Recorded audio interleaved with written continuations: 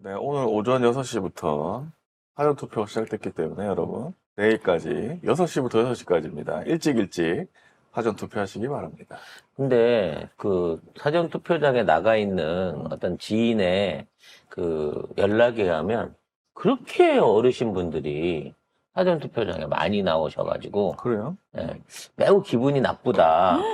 뭐 동원된 거 아니냐. 본투표도 아니고 사전 투표에 뭐 그런 얘기가 있긴 있습니다만 어쨌거나 저들은 이런 그 보궐 재투표가 교육감 투표가 있는지를 안 알리고 아무도 모르는 사이에 이게 참석자 여기에 그냥 투표자가 최대한 적은 상황에서 자기들이 동원할 수 있는 숫자들을 몰아 넣어 가지고 서울에서 진보 교육감을 몰아내고 진해 보수 교육감을 하려고 하고 있습니다. 그래서 양쪽에 어떤 캐치프레이드가 그거예요.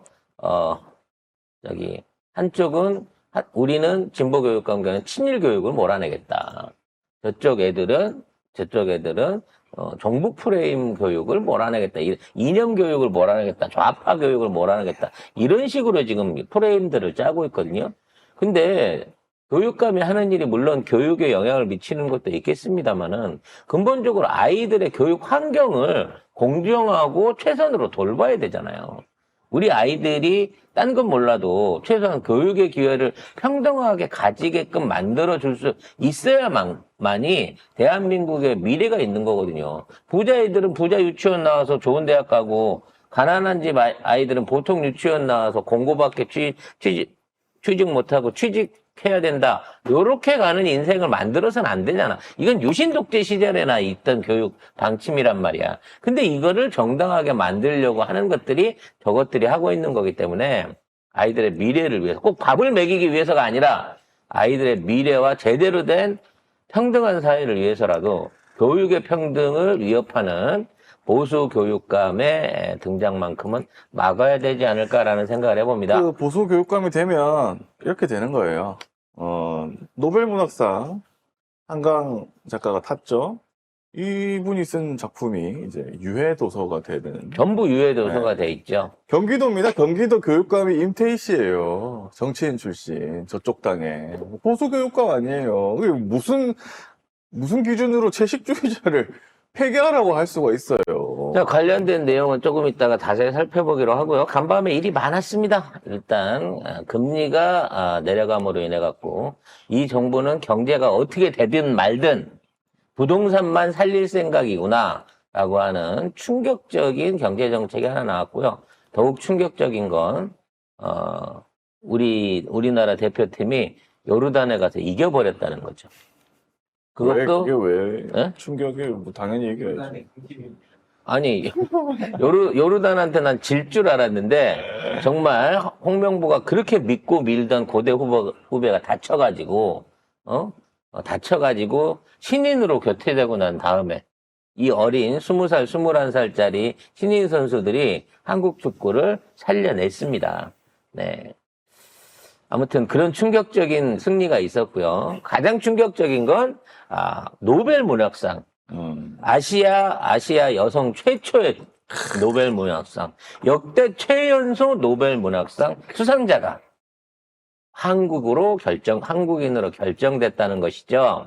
정말 정치적으로도 우리 그 한국에서도 크게 경사스러운 일입니다, 사실. 한강 작가 검색하잖아요.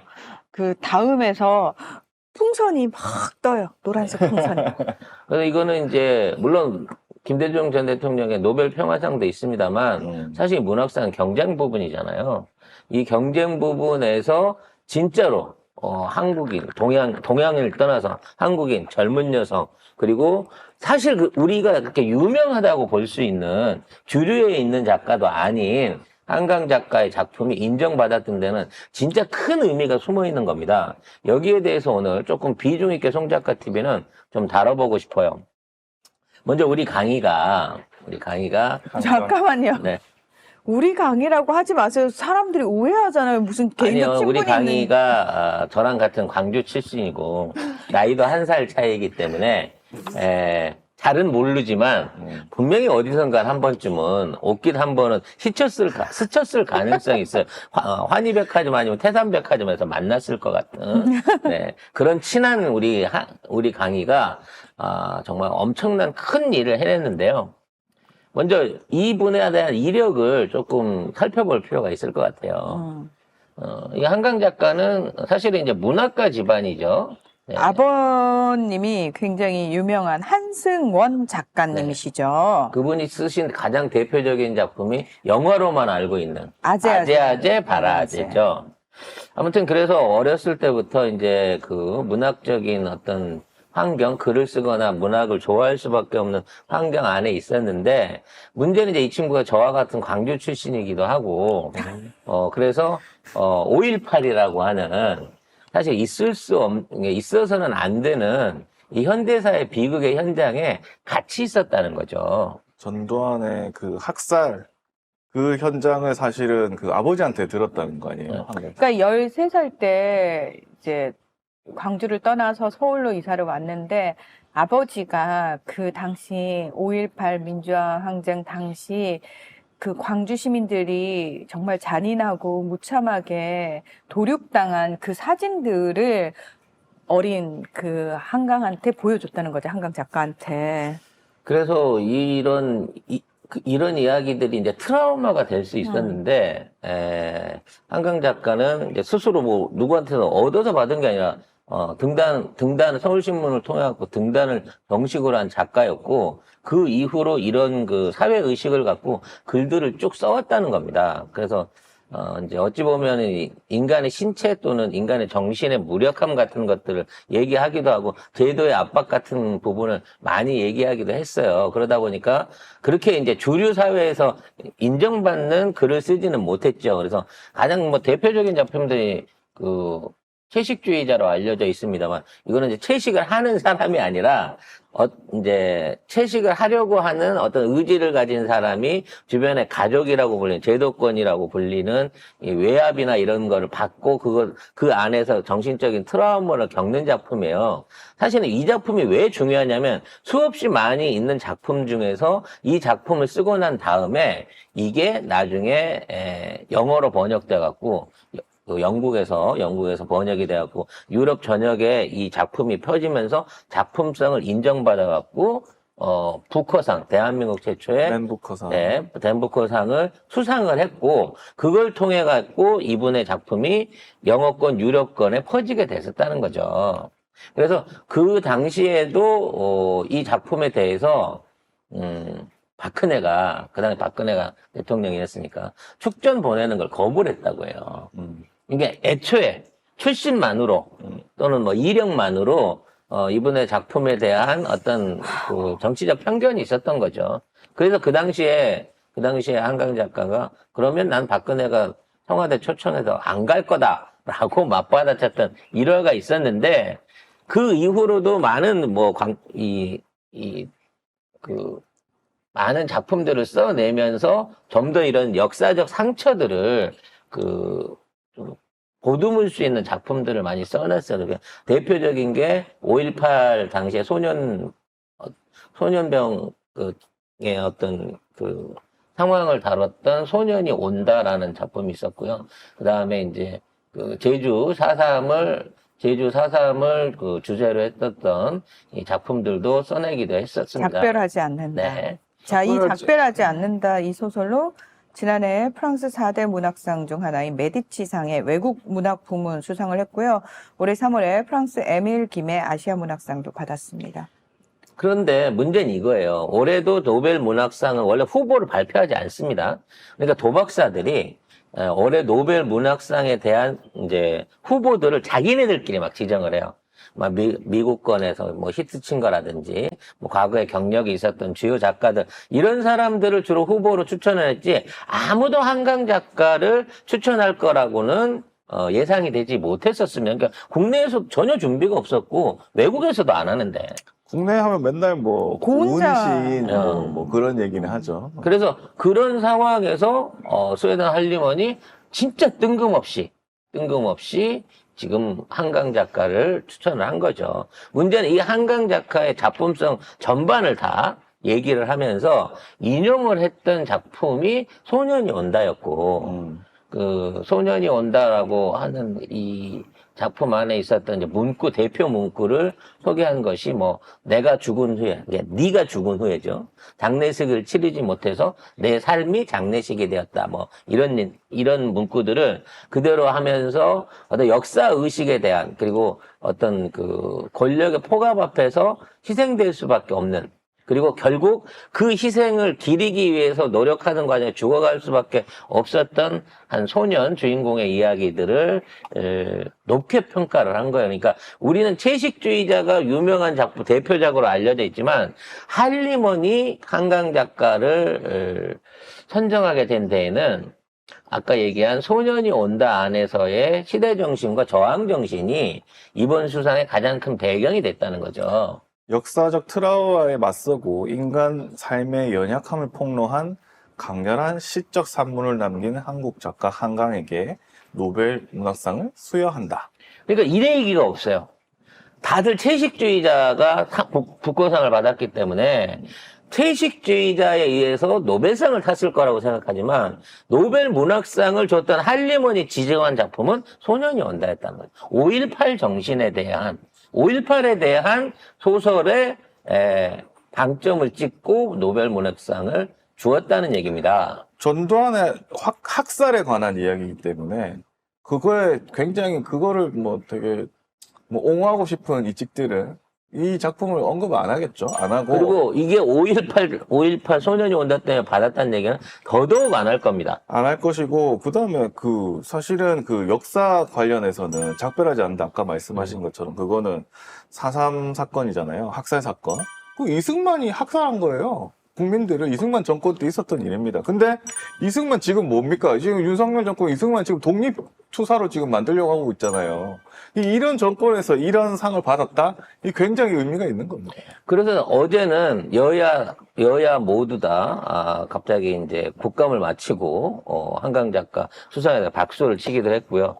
또 여기에 그 축전은, 그러니까 이재명 대표가 보낸 축전과 윤석열이 보낸 축전이 비교 대상이 돼가지고 얘기가 나오기도 했었습니다. 윤석열이 축전을 뭐 페이스북에 올렸나 봐요. 네. 이렇게 했는데 저거 했는데 누가 챗GPT가 썼는지 이렇게 보니까 글 실제로, 써줘 하니까 똑같아 거의. 네, 저렇게 나옵니다. 그래서 저렇게 챗GPT가 쓴 것과 윤석열이 쓴 거를 이제 80%다 같대잖아. 이 정도면은 자기 와이프 논문 표절 정도 수준인 거예요? 왜냐면 이제 문표적으로 더하지. 그러니까 일단 축하합니다라고 하는 게 대통령이 쓸 수 있는 게 아니라 개인으로 축하할 수 있는 축하장을 써버린 거예요, 챗GPT는. 그리고 이 얘기 자체가 역사적 트라우마, 삶의 여망을 강력한 시정 산문 이런 얘기들이 사실은 신문 기사나 할리먼에서 발표한 내용이에요. 발표한 내용들을 그대로 받아서 챗GPT가 정리를 해준 거야. 그래서 이건 챗GPT가 쓴 게 맞다라고 하는 얘기가 나오고 있는 거고. 이거 주변에 글 써줄 사람이 없어? 순방 같잖아. 원래 황상무가 써줘야 돼, 이런 거는. 잠깐만, 이러면은 윤석열은 한강 작가가 노벨상 받은지도 모를 거고 어쩌면은 이런 게 올라갔다는 것도 모를 수 있어. 그래, 본인은 아예 뭐야, 모를 수도 있어. 누군가가 대신했을 수도 있고. 그러니까. 이거는 노벨상을 수상했다는 걸 축하할 게 아니라 노벨상을 수상하게 된 시대 정신에 대한 언급이 있어야 돼요. 역사 왜곡에 대한 반성이 있어야 돼요. 이직 정권은. 이네들이 지금 5.18을 폄하하고 5.18을 헌법 전문에 넣겠다고 하는 약속을 어기고 지금도 좌파로 몰고 가고 있고 5.18이 무슨 북한의 소행이라고 주장하는 자들을 관리로 쓰고 있는 니들이 여기에 대해서 축전을 날린다는 것 자체가 말이 안 되는 짓거리죠. 왜 노벨상도 뭐 좌파가 점령했네? 그렇지. 라고 하는 심지어는 작품은 거지 같은데 번역가가 잘해갖고 상을 탔다는 등 이런 폄하성 글들을 써내리고 있어요. 아휴, 진짜 답답하다, 진짜. 근데 이번에 이 노벨상 수상은 앞으로 대한민국 정치뿐만 아니라 전 세계 사상계에 큰 영향을 미칠 수 있는 사실 할리먼이 매우 고도의 어떤 이게 공작이나 계산이 아니라는 거예요. 굉장히 이 시대의 중요한 시대 정신을 말하고 있기 때문에 저는 한강 작가가 선택이 됐다고 보거든요. 자, 국제정치 평론가로서 스웨덴 할리먼이 사실 그동안 이 동양 문학이라든지 동양의 어떤 그 일부 과학상을 제외한 이런 쪽에서는 거의 이런 쪽에 대해 관심이 없던 할리먼이 왜 처음으로 우리한테 이거를 지정을 해서 줬을 것인가에 대한 개인적인 분석을 한번 내놔봐 주세요. 아니, 이번에 사실 가장 관심을 모았던 사람은, 중국 작가가, 탈지 모른다, 뭐, 이런 얘기들 사실 나왔었거든요.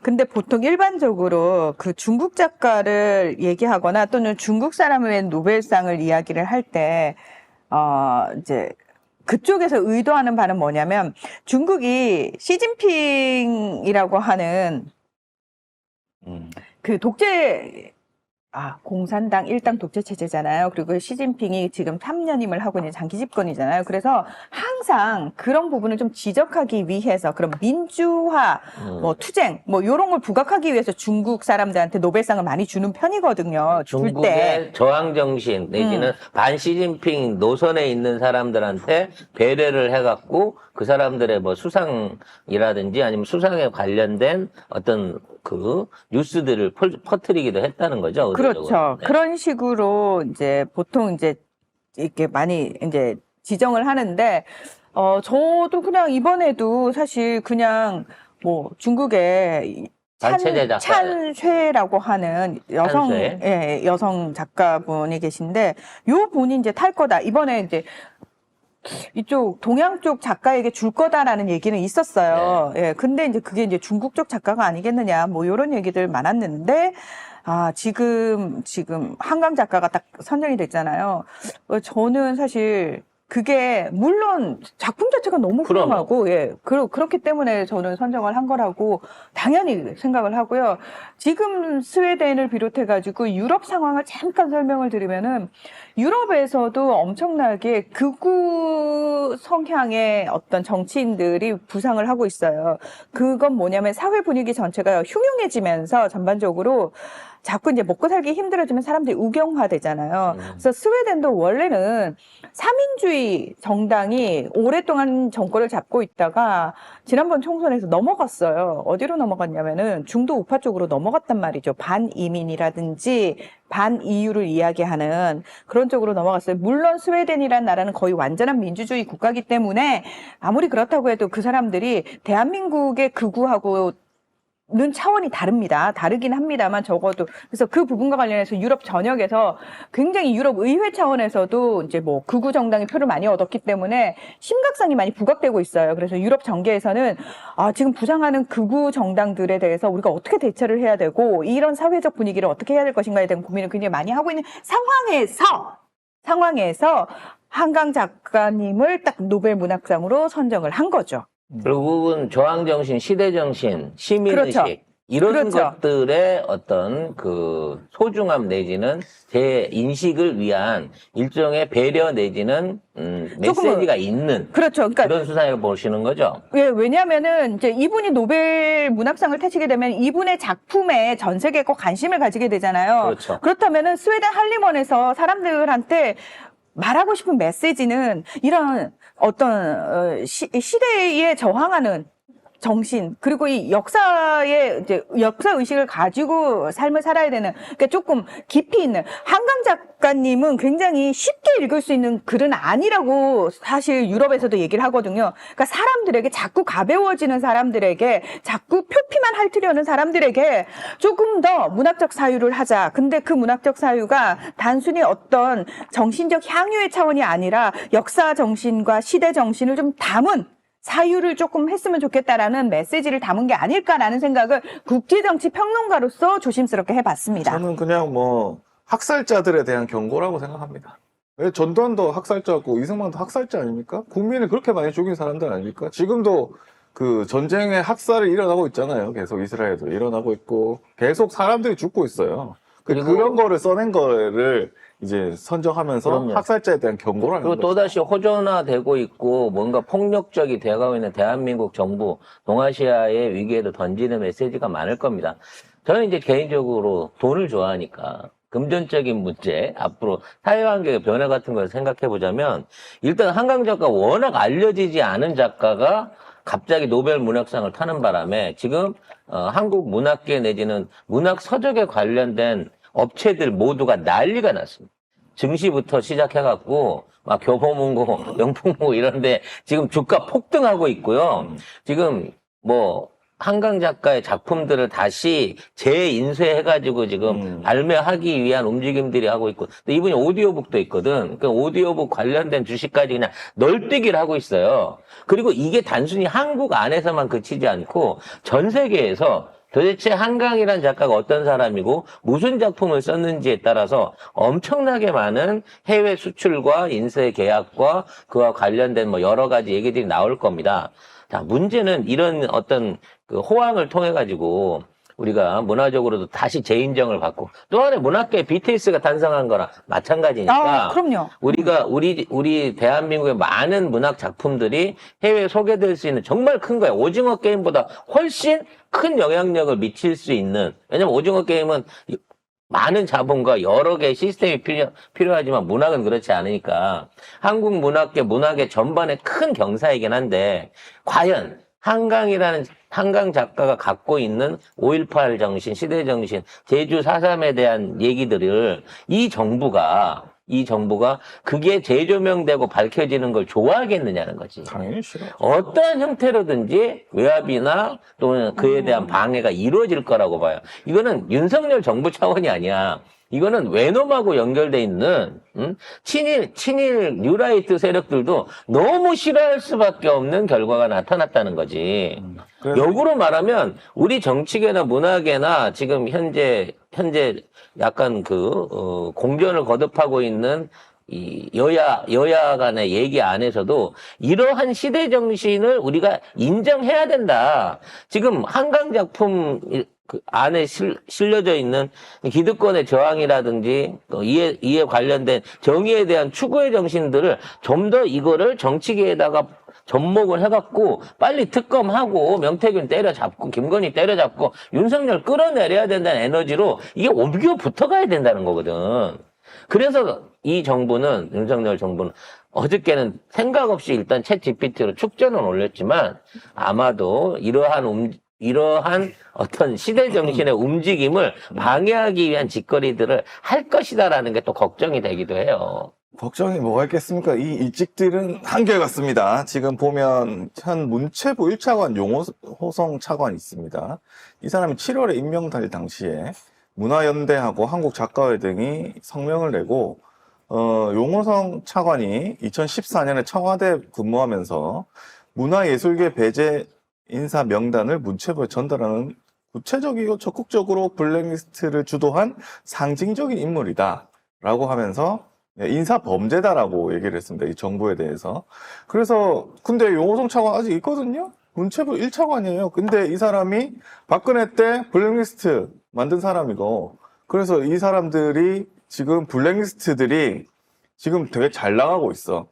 보면 한강 작가는 지금 노벨상 받았죠. 아까 뭐지? 오징어 게임은 황동혁 감독, 그 사람도 블랙리스트였고, 박찬욱 감독, 다 이런 사람들이 다 블랙리스트였거든요.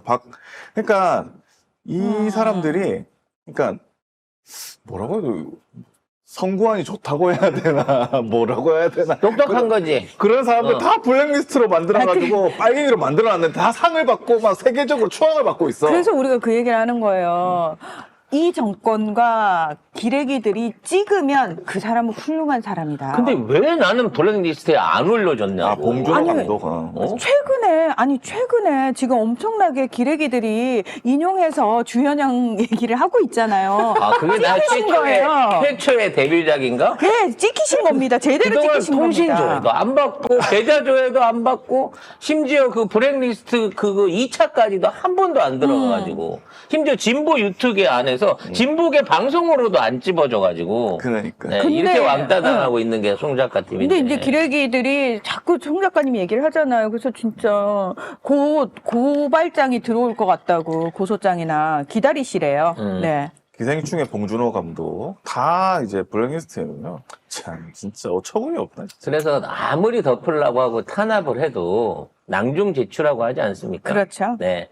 결국 한강 작가 같은 우리 강희 같은 사람이 결국은 빛을 보고 아우 되게 거슬리네요 우리 강이 정말 세계적인 문학가로 네, 성장할 수 있을 것으로. 아니, 난 너무 저는 웃긴다. 너무 기쁩니다. 아니 한강 작가님 노벨 문학상 받기 전에는 우리 강이라는 말 한마디도 안 지금 하셨잖아요. 벌써 그 초등학교 앞에 프레카드 걸렸어요.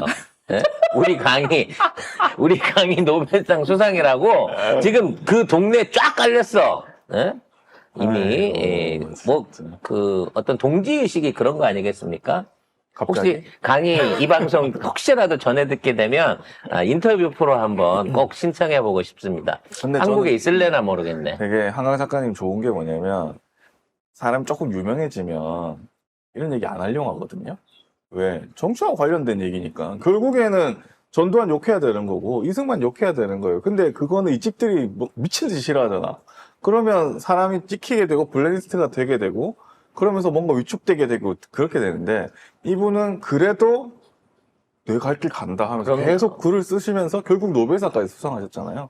그러니까 대단합니다. 이런 분들 잘 없어요. 진짜. 이제 앞으로 한강 작가가 무슨 글을 써내든지 간에 일단은 문학의 또 문학계 소설계 안에서 어떤 이제 정점의 주류 안에서 이 글을 써내게 될 것이고요.